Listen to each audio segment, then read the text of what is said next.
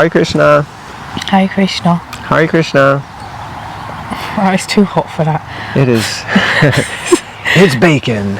Okay, it's Canto 4, Chapter 6. It's 48. Alright. Om Namo Bhagavate Vasudevaya. Om Namo Bhagavate Vasudevaya. Om Namo Bhagavate Vasudevaya. The sun's become delirious. My dear Lord, in some places, materialists who are already bewildered by the insurmountable illusory energy of the Supreme Godhead sometimes commit offences. A saintly person with compassion does not take this seriously. Knowing that they commit offences because they are overpowered by the illusory energy, he does not show his prowess to counteract them. Purport. It is said that the beauty of a tapasvi or saintly person is forgiveness. There are many instances in the spiritual history of the world in which many saintly persons, although unnecessarily harassed, did not take action, although they could have done so. Parikshit Maharaj, for example, was unnecessarily cursed by a Brahmana boy, and this was very much regretted by the boy's father. But Parikshit Maharaj accepted the curse and agreed to die within a week, as the Brahmana boy desired. But the dad should have done something, really. But anyway, Parikshit Maharaj was the emperor and was full in power, both spiritually and materially. But out of compassion and out of respect for the Brahmana community, he did not counteract the action of the Brahmana boy, but agreed to die within 7 days. Because it was desired by Krishna that Parikshit Maharaj agreed to the punishment, so that the instruction of Srimad Bhagavatam would thus be revealed to the world. Parikshit Maharaj was advised not to take action. A Vaishnava is personally tolerant for the benefit of others. When he does not show his prowess, this does not mean that he is lacking in strength. Rather, it indicates that he is tolerant for the welfare of the entire human society. So this is a very high level of tolerance. I mean, to use Parikshit Maharaj as an example is an extreme example of tolerance. If some little boy curses you and he has the power to put that into effect, you know, oh, okay, never mind. That's the high level of devotion and spiritual advancement of Parikshit Maharaj's side. But I do always have wondered why the dad at least didn't give him a clip round the ear roll and say, son, that was a really stupid thing to do, you know? I hope he did do that. Well, I think he corrected him and the boy understood. I mean, see, this is an interesting point that I'd like to pick up on. The goal is not to give a clip round the ear roll. That's not the goal. The goal is to make it so that the person understands that they've made a mistake and that they correct themselves or don't do it again, sort of thing. For some people, unfortunately, they may be so dense that the only way that they're going to learn is to get a clip round the ear roll. Round the ear roll. And so that's the way but some people, you can actually instruct them and they go, oh, I get it, I'm so sorry about that, I won't do that again. And that's the important thing. So that's one thing. But the other is that, yeah, this is sort of a high level of tolerance, but this should be the standard. It's actually, I mean, I'm finding this dialogue very intriguing, because it sort of sounds a bit like what you were saying earlier, that you know, the demigods have shown up after, you know, Lord Shiva has basically bust them up and bust up, you know, Daksha and done so much stuff. Now he's gone to his own place. They've gone there to appease him, but they're kind of semi-glorifying him, and at the same time, I would say semi-correcting him. Yes. By, you know, by saying, you know, my dear Lord, if in some place materialists, they're referring to Daksha, who are already bewildered by the insurmountable illusory energy of the Lord, commit offenses, a saintly person, that's you, Lord Shiva, with compassion, doesn't take this seriously, knowing that they commit offenses because they are overpowered by the illusory energy. He does not show his prowess to counteract them. So, they're basically saying, hey, what's up, Shiva? You showed your prowess to counteract his offense. You didn't need to do that. You're a saintly person. So I think it's kind of weird, isn't it? Yeah, that's what I picked up before. Yeah. Especially as a major part of it is left out by these demigods, which is, dudes, Shiva's wife has combusted and blown up. It's minor point. The man might be feeling it a bit, maybe feeling... There's a real lack of empathy here, isn't it? We talk a lot about empathy here. Yeah, but instead it's like, you could have acted better. Yeah, you could have acted better. And at the same time they're deriding Daksha by saying he's a materialist, he's like this, he's in illusion, but you're the better man, you should have been the better man. Yeah. Even after your wife lit herself on fire because Daksha was such an idiot. Yeah. I don't know what to say. Well, you know what I've said before. If you don't know what to say, keep your mouth shut. Yeah, he says that. I say it in a joking manner. Right. Not like, get your bloody mouth shut. Not like that. Anyway. You maybe better start reading. 49. My dear Lord, you are never bewildered by the formidable influence of the illusory energy of the Supreme Personality of Godhead. Therefore, you are omniscient and should be merciful and compassionate towards those who are bewildered by the same illusory energy and are very much attached to fruitive activities. Okay. Therefore, you are omniscient and should be merciful and compassionate to those who are bewildered. Again, saying the same thing. Purport. A Vaishnava is never bewildered by the influence of the external energy because he is engaged in transcendental loving service of the Lord. Well, that's a pretty powerful statement. That a Vaishnava, then that means, probably, who is a Vaishnava? Or as Prabhupada said, Vaishnava, that is a very high thing. The Lord states in the Gita 7:14, Daivi esha gunamayi mama maya durachaya mameva ya prapadyante mayamitam taranti te. My divine energy, consisting of the three modes of material nature, is difficult to overcome, but those who have surrendered unto me can easily cross beyond it. A Vaishnava should take care of those who are bewildered by this Maya instead of becoming angry with them. That is awesome. Wow, what a powerful statement. Because without a Vaishnava's mercy, they have no way of getting out of the clutches of Maya. Those who have been condemned by Maya are rescued by the mercy of devotees. Pancha kalpa tarubhyascha kripa sindhubhya eva cha Patitanam pavanebhyo Vaishnavebhyo namo namaha.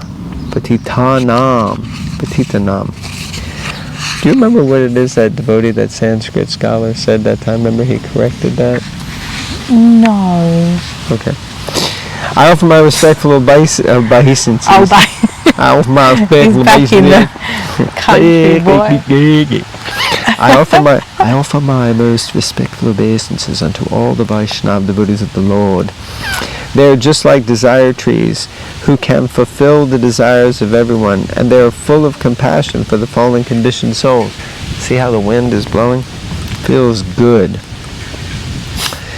Those who are under the influence of the illusory energy are attracted to fruitive activities, but a Vaishnava preacher attracts their hearts to the Supreme Personality of Godhead, Sri Krishna. I just think this is really wonderful purport. Basically, what I got from that is Srila Prabhupada is basically saying that we shouldn't feel animosity. That's the right word, animosity, upset, anger, perturbed, distress at another person just because they're bewildered by the illusory energy. Because by doing that, it robs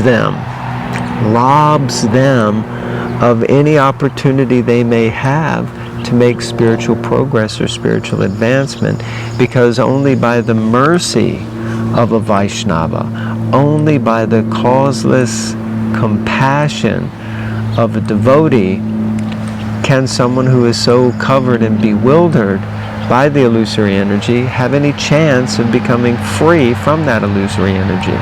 I think this is a very powerful and important point, which means that, all of us should be very careful if we feel upset or offended by someone to just take a chill pill and be the bigger person.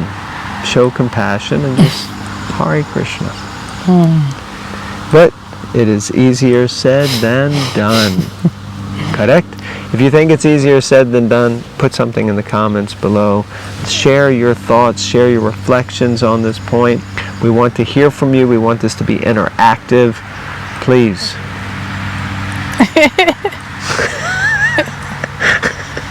What? What's your problem, man? Okay, shouldn't we be done? Yes. I think we're... It's not coming up saying how many pages are... Yeah, it's near the end. Yeah. Go ahead. Please. It's getting hot. No, I think I'm going to die. Text 15. Oh, wow, we can finish. That's what but I don't, that's the point. If you want, we can finish now and go in the shade. No. Wait. Oh, Lord. Right, text 15. My dear Lord Shiva, you are shareholder. There you go. I think that might be a translated word from something Prabhupada put. You are a shareholder of a portion of the sacrifice, and you are the giver of the result. The bad priests did not deliver your share, and therefore you destroyed everything, and the sacrifice remains unfinished. Now you can do the needful and take your rightful share. Text 51. My dear Lord, by your mercy, the performer of the sacrifice, King Daksha, may get back his life. Bhaga may get back his eyes, Brigu his moustache, and Pusha his teeth. It's too funny, isn't it? Text 52. I'm sure they're not thinking it's very funny if you had your eyes popped out, your teeth knocked out, your mustache shaved off, whipped off. Text 52. O Lord Shiva, may the demigods and the priests whose limbs have been broken by your soldiers recover from the injuries by your grace. 53. O destroyer of the sacrifice, please take your portion of the sacrifice and let the sacrifice be completed by your grace. Purport. It's a long one. It is. Read fast before we combust. Oh, Lord. A sacrifice is a ceremony performed to please the Supreme Personality of Godhead. I want to show you this. My iPad has just come up with a thermometer saying temperature too high. iPad needs to cool down. I'm wondering if that's come up on the phone as well. Oh, okay. I'm going to check. You stay there.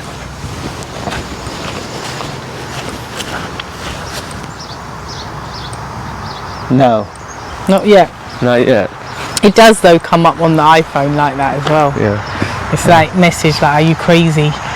Have you travelled to the sun planet? Yeah. Well, mine's back on. Carry on. Well, I was, but you interrupted and we were trying to speak. Because I thought it was an interesting point right, to show noted. everyone how blank-hearted it is. Noted.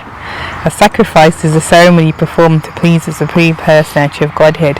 In the Srimad Bhagavatam, 1st canto, 2nd chapter, it is stated that everyone should try to understand whether the Supreme Personality of Godhead is satisfied by his activity.